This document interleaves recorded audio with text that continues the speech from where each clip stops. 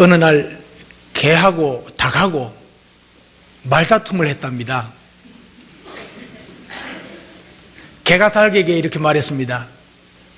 너는 아침에 일찍이 꼬끼요 하고 울어서 주인을 깨워야 할 텐데 그런 사명이 있는데 왜 벙어리처럼 울지 않느냐 그랬습니다. 그러니까 닭이 대답했습니다. 요새는 세상이 달라져 가지고 주인이 언제 자는지 언제 깨는지 알 수가 없고 자명종도 있고 핸드폰도 있고 전화기 같은 것들이 있어서 필요한 시간에 다 울리게 되기 때문에 내가 울 필요가 없다 아이가. 경상도 닭이었던 모양입니다. 그리고 닭이 개에게 또 물었습니다. 야, 너는 도둑이 오면 짖는 것이 사명인데 요새 도둑이 많은데도 왜 짖지 않는 거냐 그랬습니다. 그러니까 개가 대답했습니다. 주인이 도둑인데 언제 짖냐? 어떻게 짖냐? 자기 사명을 다하지 못하고 살아가는 왜곡된 현실을 꼬집는 이야기지요. 여러분, 사회도 그렇지만 교회 안에서도 우리에게 주어진 직분이나 사명을 다하지 못하고 이런저런 핑계를 대고 안 하려고 있고 안 하고 있는 일들이 얼마나 많은지 모르겠습니다. 자기에게 주어진 직분에 걸맞게 진정한 헌신과 충성을 다하는 복음을 위한 선한 청지기가 점점 줄어드는 이런 안타까운 시대에 우리는 살고 있습니다. 여러분, 바울 사도라고 하면 위대한 전도자요.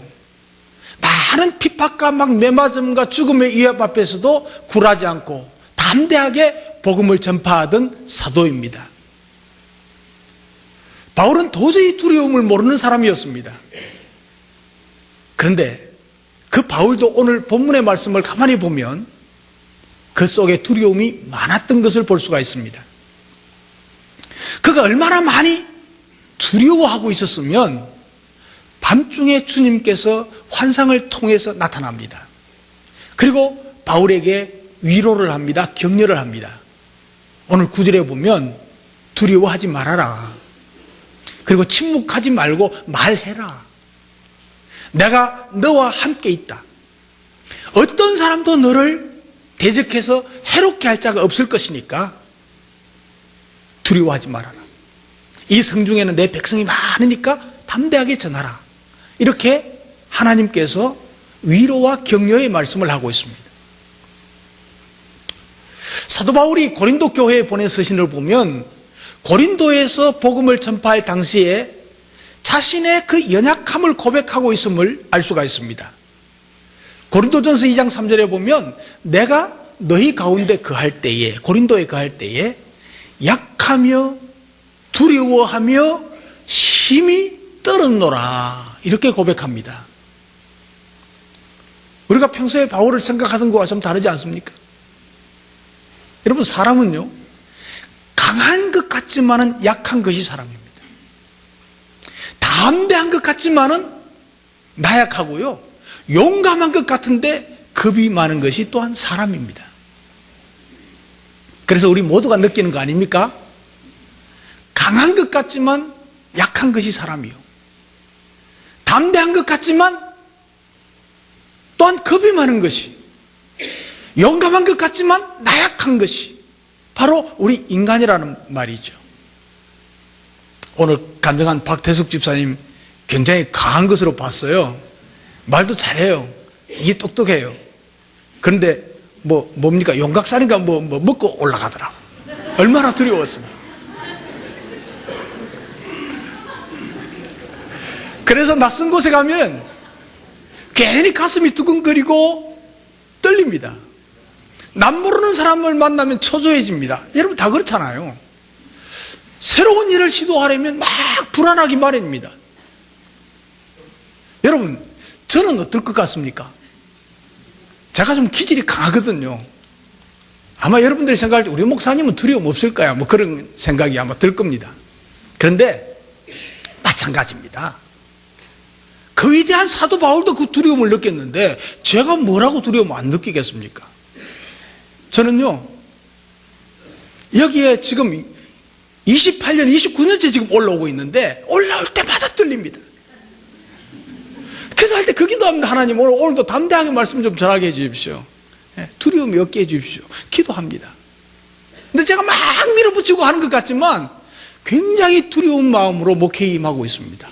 두렵지 않을 수가 없죠. 제가 이렇게 설교를 35년 동안 했는데 지금도 설교하기 두려워지고요. 다른 교회 가면 작은 교회 가도요, 작은 교회 가는데 더 두려워요. 큰 데 가면 차라리 그런데 다 두려웠습니다. 그런데 여러분의 목자 목녀들은 어떨까요? 그 사역에 두려움이 있습니다. 그래서 사람들 목자 목녀 하라고 그러면 못해, 어떻게 안 해, 이런 심정이 다 있죠. 두려움이 사람마다 다 있습니다. 그런데요, 그건 정상입니다. 정상. 두려움이 없으면 사람이 아니죠. 다윗과 같은 아주 용감한 사람도 시편 56편 3절 4절에 보면요, 이렇게 고백했습니다. 내가 두려워하는 날에는 내가 주를 의지하리이다. 그 전쟁에서 전쟁만 하면 승리하는 다윗 아닙니까? 그런데 두려워할 때가 많았다는 것입니다. 내가 하나님을 의지하고 그 말씀을 찬송하올지라. 내가 하나님을 의지하였은즉 두려워하지 아니하리니 혈육을 가진 사람이 내게 어찌하리이까. 내가 이제 사람 두려워하지 않겠다. 하나님 의지하겠다. 하나님 의지하고 두려워하지 않겠다. 다짐하고 또 다짐하고 기도하고 하나님 의지하는 다윗의 모습을 봅니다. 다윗에게도 두려움이 있었지만 그때마다 하나님을 의지함으로 그 두려움을 이겨냈다고 고백하고 있습니다. 사랑하는 성도 여러분, 오늘 우리는 본문에서 사도 바울의 가장 어려운 사역지, 목회 사역지였던 고린도에서 전도를 시작하려고 합니다. 이때에 바울을 도와서 그곳에서 1년 6개월 동안이나 훌륭하게 사역을 감당할 수 있도록 고린도 교회를 든든하게 세울 수 있도록 했던 몇몇 사람들을 만나게 되는 것을 봅니다. 그들은 바로 바울의 목회 동력자였던 것입니다. 한 가지 놀라운 것은요, 사도 바울 곁에는 언제나 어디를 가든지 그 사역을 돕는 동력자들이 있었다는 사실입니다. 그래서 성공적인 사역을 바울은 해낼 수가 있었던 것입니다. 여러분, 세상을 살아가면서요, 일생 동안 행복한 삶을 살아가는 사람들이 많습니다. 그렇지만 그것은 좋은 환경을 만났기 때문이 아니고 좋은 사람을 만나서 행복한 경우가 훨씬 더 많습니다.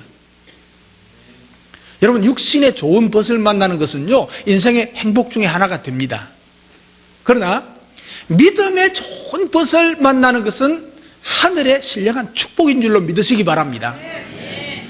훌륭한 목회자나 믿음 좋은 분들을 만나서 인생의 결정적인 전환점을 만들게 되는 것입니다. 결국 한 영혼이 얼마나 좋은 그리스도인이 되느냐 하는 것은 얼마나 좋은 그리스도인을 만나느냐에 따라서 결정되는 것입니다. 우리가 어디에 살 것인가를 생각하는 것도 아주 중요한 일입니다. 그러나 우리가 어떤 교회를 선택해서 그 교회를 중심으로 어떻게 살 것인가를 결정하는 것이 더 중요하고 우선되는 일이 될 것입니다. 저는요, 여러분들을 만난 것이 최고의 행복이라고 확신하고 감사하고 있습니다. 여러분 모두가 다 목회 동력자가 되어주신 것을 진심으로 감사합니다. 더욱 온전한 동력자가 되어주시기를 바라고 소원하면서 주님의 이름으로 축복합니다. 오늘 설교 제목은 목회 동력자가 됩시다 입니다. 목회 동력자가 됩시다. 자, 옆 사람 보고 우리 목회자의 동력자가 되어 드립시다. 뒷사람 보고도 또 옆사람 보고도 앞사람 보고도. 여러분, 동력자라는 말이 참 좋은 말입니다. 동력자는요, 어떤 일에 동일한 목적을 가지고 한 마음을 가지고 함께 일하는 사람을 동력자라 이렇게 표현합니다. 이런 어떤 개인을 위한 일꾼이 아니고 하나님을 돕는 자요 하나님 나라의 일꾼으로서 함께 사역하는 사람을 동력자라 이렇게 말하는 것입니다. 여러분, 어느 시대에든지요 사람이 중요합니다. 사람이. 왜냐하면 사람이 역사를 이끌어왔기 때문입니다. 그러기에 하나님은 언제나 사람을 찾고 있습니다. 예수님도 오셔서 사람을 찾으시고 12제자를 세웠습니다. 그러기에 하나님은 언제나 사람들을 찾고 있고요, 하나님께서는 하나님의 일을 하시는데 사람을 만나야 하고 또 사람을 하나님의 일을 위해서 쓰시기 위해서 사람을 세우셨습니다. 사람을 만나는 것은요 그만큼 중요한 일입니다. 하나님께서는 하나님의 큰 일을 이루기 위해서 위대한 사도 바울 같은 인물을 만나서 세계 선교의 역사의 장을 열었습니다. 세계의 교회를 세우는 일을 감당했습니다. 사도 바울은 하나님의 복음 사역을 위해서 좋은 사람을 또 많이 만났습니다. 그 가운데서도 오늘 본문에 만난 몇몇 사람은 아주 훌륭한 목회의 동력자들이었다는 것을 볼 수가 있습니다. 그러면 이 목회의 동력자가 되려면 어떤 중심으로 살아야 되는가? 목회의 동력자가 되려면요 복음의 동력자가 되어야 됩니다.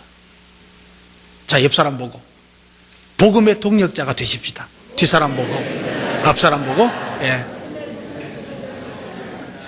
복음의 동력자가 되어야 돼요. 여러분, 우리는 어떤 이권적인 사업을 같이 하는 사람들을 동업자라고 말합니다. 정치적인 목적을 달성하기 위해서 일하는 사람들을 동지들이라고 말하기도 하죠. 그러나 숭고한 목적을 위해서 함께 희생적으로 일하는 사람을 동력자라 이렇게 말합니다. 이것은 주로 하나님의 일을 함께하는 사람들을 일컫는 자입니다. 저는요 주식회사가 아닌 이상 개인적으로 동업하는 것을 별로 추천하지 않습니다. 제 인생을 통해서요 동업해서 잘 되는 사람을 본 적이 거의 없습니다. 그러나 복음 사역은 반드시 동업자가 되어야 됩니다. 동업을 한다는 것은요 같이 흥하거나 같이 망하기 때문에 책임감이 주어지기 때문입니다. 우리가 하나님의 일을 하는 데는 동력자보다는 동업자로서의 동력을 해야 됩니다. 그래서 잘하면 같이 흥하고 같이 복받고 잘못하면 안 되는 거죠. 그냥 잘할 수밖에 없는 거죠. 그래서 오늘 2절에 보면 아굴라는 소아시아의 본도 출신입니다. 유태인으로서 유대인 말살 정책을 피웠던 로마 황제 글라우디오라고 하는 왕의 추방령을 받았습니다. 유대인들은 다 로마 떠나라. 그래서 고린도에 와서 살게 된 사람입니다. 이들과 동일한 일을 했던 사도 바울을 만나서 그가 사도인 것을 알고 바울의 동력자로서 동업자로서 함께 헌신하게 됩니다. 그들은 텐트를 만들면서 사도 바울을 만난 후에 전도에 힘쓰게 되었습니다. 바울이 가는 곳마다 따라다니면서 함께하면서 그들의 사역을 도왔던 것을 볼 수가 있습니다. 그들은 바울을 충성스럽게 섬긴 바울의 신복이 되었습니다. 저들이 바울을 만난 것은 참으로 복된 일입니다. 하나님은요 복음의 가장 위대한 사역자를 만나게 해주셨습니다. 그리고 그 만남은 그들의 삶을 완전히 뒤바뀌어 버리게 하는 역할을 했습니다. 바울이 1년 6개월 동안 고린도에서 복음 사역을 감당하고 교회를 세우고 그의 말씀으로 잘 양육받은 것이 분명합니다. 그리고 그것은 저들의 일생을 통해서 최대의 축복이 된 기회가 된 것입니다. 여러분, 이런 만남이 없었다면 이 브리스길라와 아굴라 부부의 이름이 성경에 6번이나 기록될 까닭이 없을 것입니다. 여러분, 평신도로서 성경에 6번이나 이렇게 기록된 사람이 거의 없습니다. 여러분, 교인이요 좋은 교회와 좋은 사역자를 목회자를 만나는 것은 축복입니다. 그리고 더욱이 외롭고 어려울 때에 좋은 교회와 성도들을 만나서 위로와 용기를 얻게 되는 것은 참으로 큰 축복인 줄로 믿으시기 바랍니다. 그런가 하면 목회자들도 사역자들도 좋은 교회와 좋은 교회를 만난다는 것이 얼마나 일생의 최대의 축복인지 모릅니다. 결국은요, 교회가 좋은 목사를 만듭니다. 저를 이렇게 만든 거 여러분들이 저를 이렇게 만들어 주셨습니다. 여러분, 바울과 브리스길라와 아굴라 부부가 만난 것이 우연의 일치라고 보기에는 너무나도 신기한 일입니다. 브리스길라와 아굴라 부부가 바울과 동업자가 됐습니다. 또한 아주 짧은 시간에 바울에 의해서 신앙훈련을 받게 되었습니다. 물론 지나놓고 보니까 이것이 하나님의 섭리요, 하나님의 인도요, 하나님의 역사인 것을 알 수가 있습니다. 여러분, 부부가요, 조화롭게 손을 잡고 그리스도를 위해서 걸음을 맞추어서 봉사하는 아름다운 축복의 가정, 이게 얼마나 축복입니까? 그래서 진실한 봉사와 말씀의 깊이를 더하셔서 우리 주변의 많은 사람들을 말씀으로 인도할 수 있는 여러분 가정이 되시기를 주님의 이름으로 축복합니다. 함께 고린도에서 복음을 전했고, 그 다음에는 에베소에 가서 복음을 전했고, 나중에는 로마로 들어가서 복음을 전했습니다. 사도행전 16장 18절에 보면 바울이 고린도에서 배 타고 수리아로 나갈 때 브리스길라와 아굴라도 함께 하더라 그랬습니다. 바울과 함께 했습니다. 아굴라 부부는 바울과 함께 에베소에 가서 복음을 전했습니다. 바울이 에베소를 떠나서 가이사라로 갈 때도 바울이 아굴라 부부를 에베소에 남겨두면서 아쉬워하면서 그곳에서 복음을 전하라고 부탁을 합니다.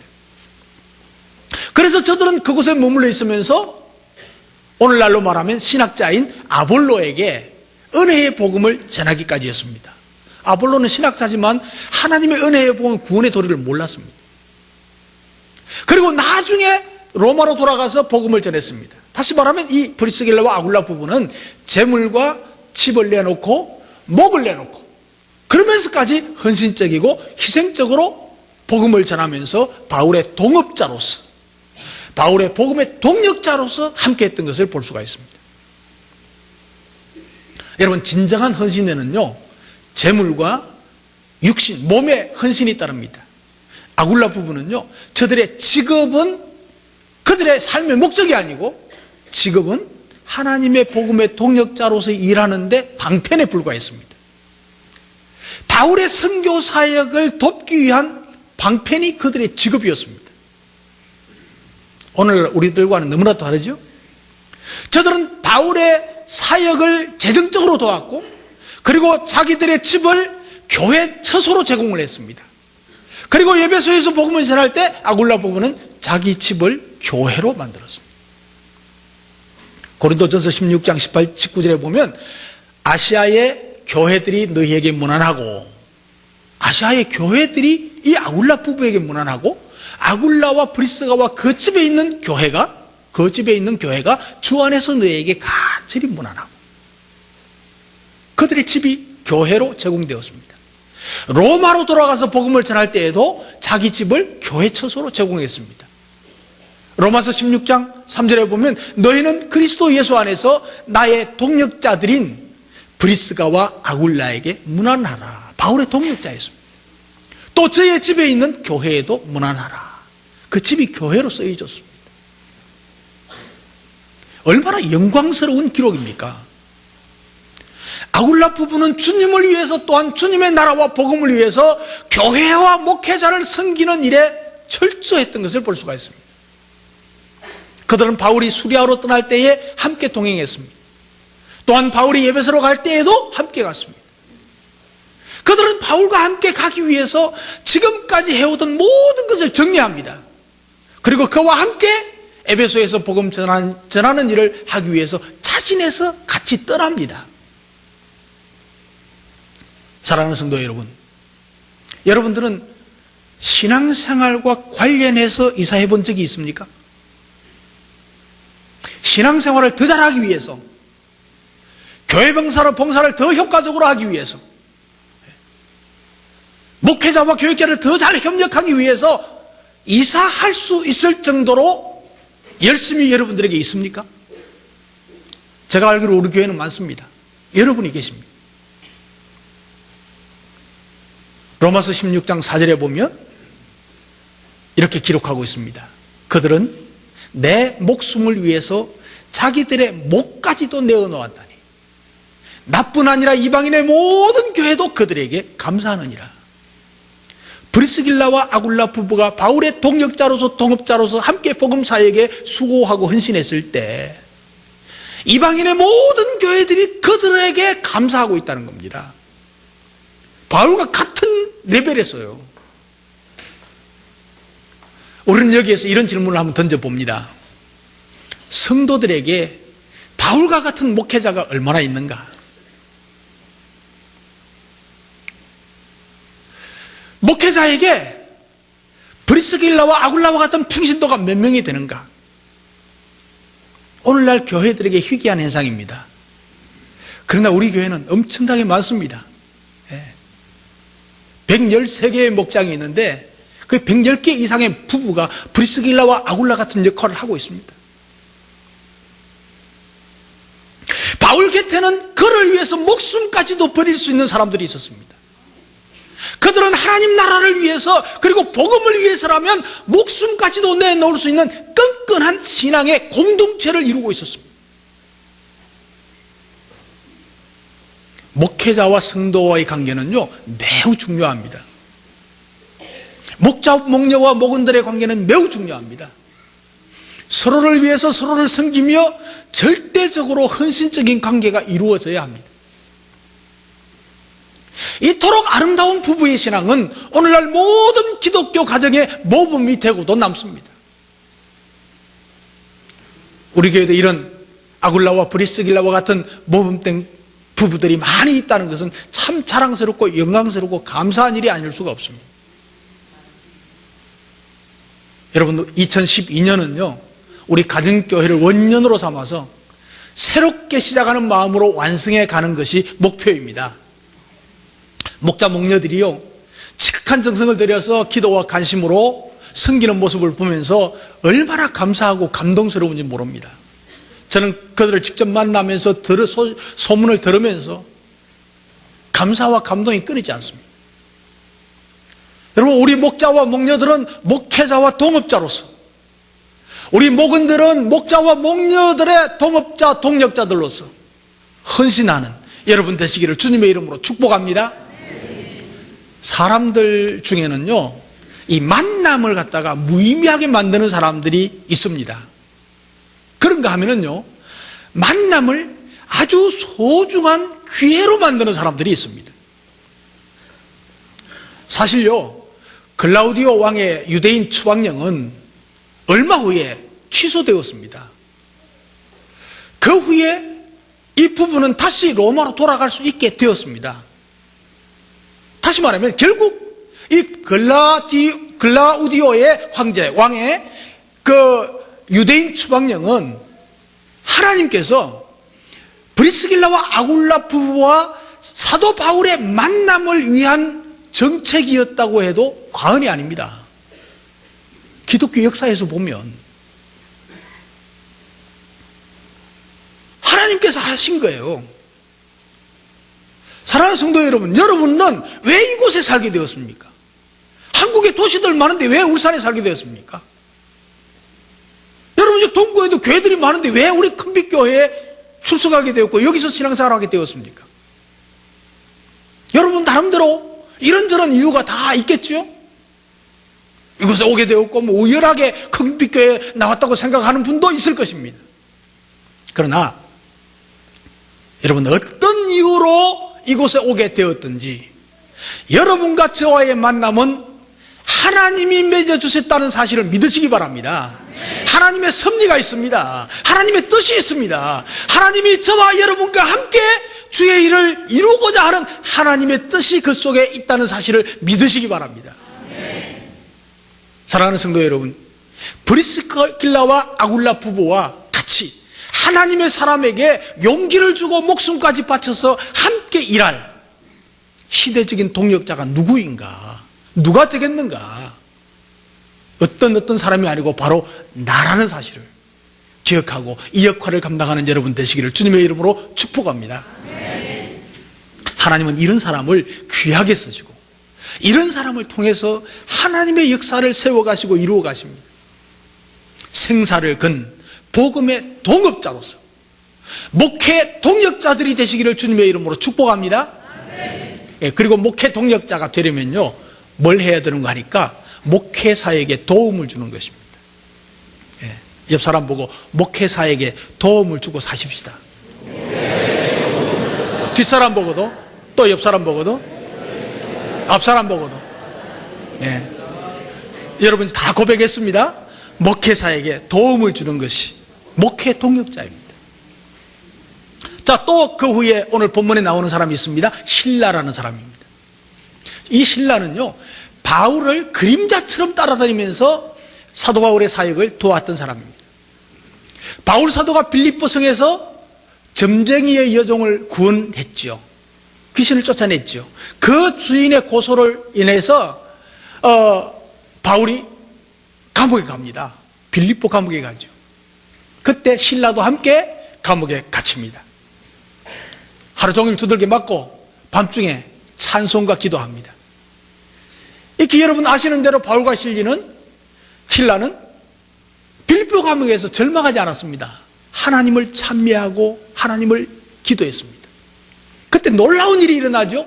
옥터가 막 움직이고 흔들리고 지진이 일어납니다. 그리고 옥문이 열립니다. 그리고 채워졌던 착고가 수갑이 다 끌어졌습니다. 얼마든지 도망갈 수 있었는데도 도망가지 않았습니다. 오히려 간수장이 두려워하고 있었습니다. 그 두려워하는 간수장을 전도해서 온 가족을 구원했던 것이죠. 여러분, 실라는요 아주 긍정적인 믿음의 소유자입니다. 바울은 실라로 인해서 마음의 큰 위로와 용기를 얻을 수 있었던 것입니다. 혼자라면 못할 일을 한 사람이 같이 해줌으로 할 수 있었던 것입니다. 디모데는, 그리고 그 다음에 나오는 디모데입니다. 디모데는 바울 사도의 영의 아들입니다. 바울이 매우 아끼는 제자였습니다.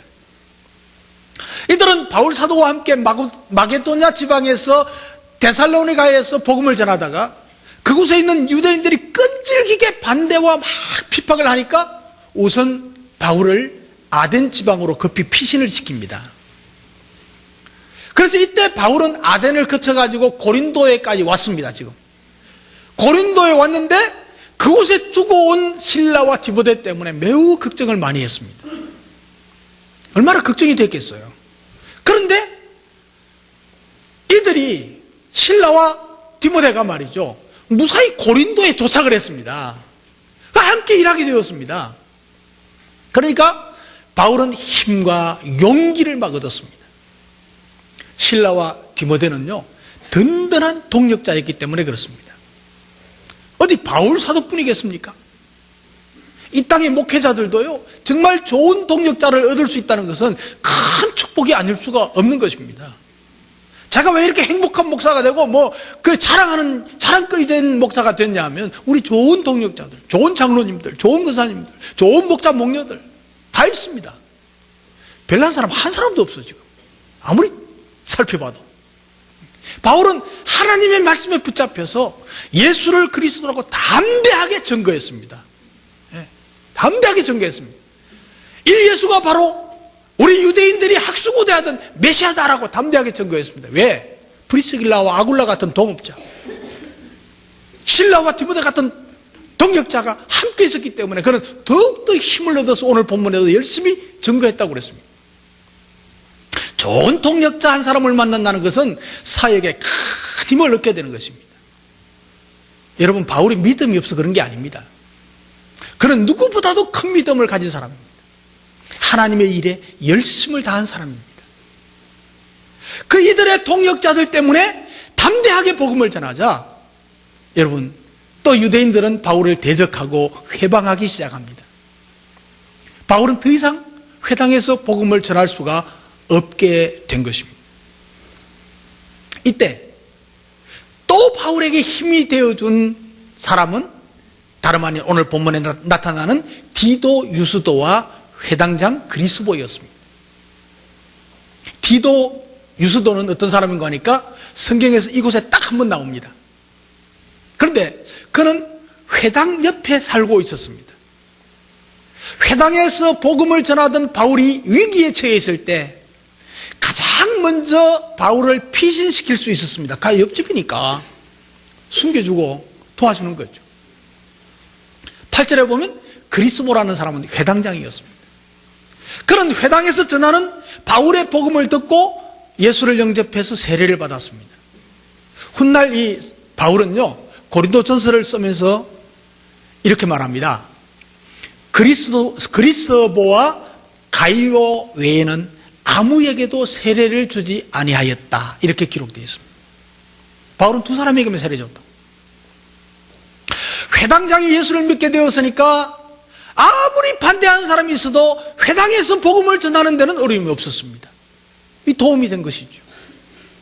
바울은 이 반대가 심한 고린도에서 무려 1년 6개월 동안 머물면서 복음을 전하고 교회를 온전하게 세우게 된 것입니다.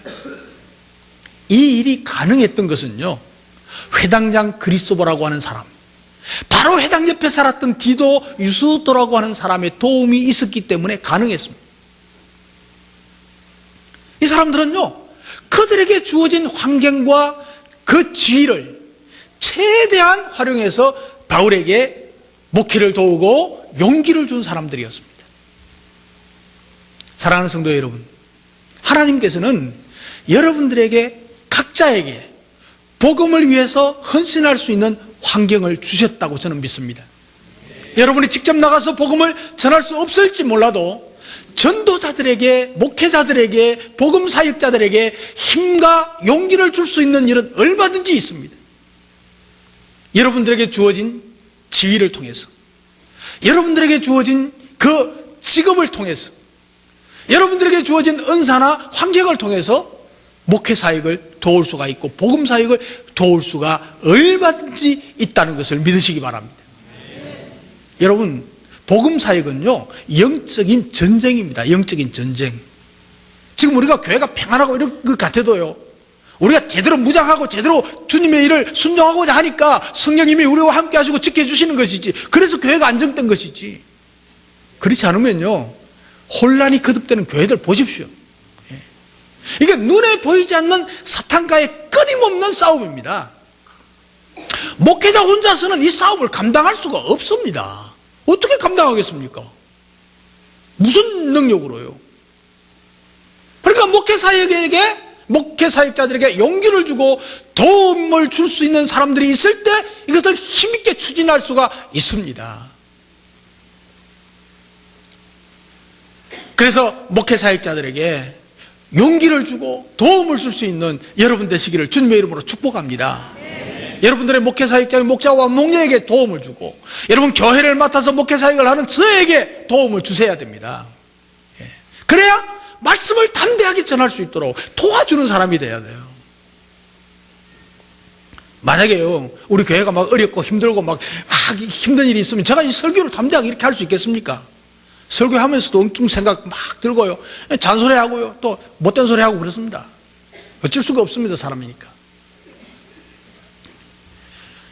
그럼에도 불구하고 용기를 주고 격려하는 것이 아니고 목회자의 사기를 끊고 복음 사역자들에게 사기를 끊고 낙심케 하고 피곤하게 하는 사람들이 있습니다.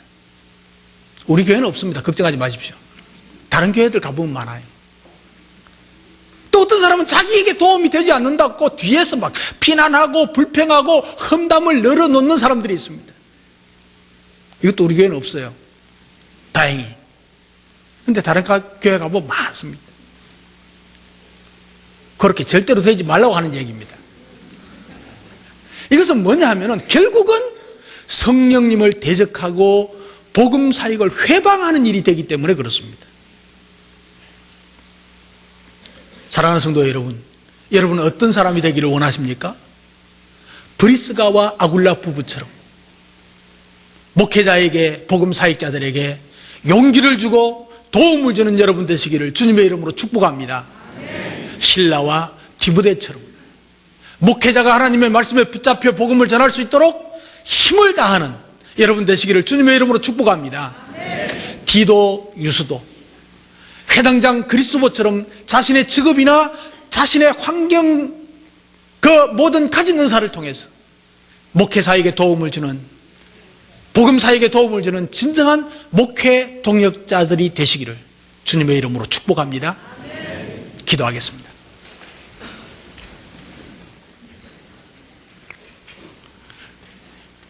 자신의 신앙생활을 한번 돌아보시길 바랍니다. 나는 나 자신만을 위한 신앙생활을 하지 않았는지, 기도를 해도 내 자신만을 위해서 기도하고, 신앙생활을 나 자신을 위해서, 가정과 자녀를 위해서만 신앙생활을 하지 않았는지, 내가 정말 주님을 위해서, 복음을 위해서 복음의 동력자가 되기를 원했는지, 나는 목회의 동력자가 되기를 원했는지, 그렇게 살았는지,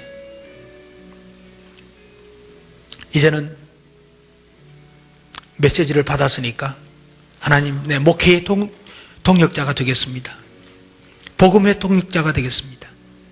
목회사에게 도움을 주는 역할을 하겠습니다. 우리 목자 목녀에게 도움을 주고, 우리 목사님의 목회에 도움을 주는 동력자가 되겠습니다. 복음의 동업자가 되겠습니다. 간절한 마음으로, 회개하는 마음으로 서원하며 기도하는 시간이 됐으면 좋겠습니다. 우리 함께 잠시 기도하겠습니다. 오 하나님 아버지, 감사합니다. 말씀을 주신 것을 감사합니다. 저희들이 우리 자신들의 신앙생활만을 위해서 살아왔던 것을 고백합니다. 회개합니다. 이제 브리스길라와 아굴라처럼 주님 앞에 동업자로, 동력자로 살아가길 원합니다. 나 자신만을 위한 신앙생활이 아니고 하나님의 복음을 위해서 헌신할 수 있는 사람이 되기를 원합니다.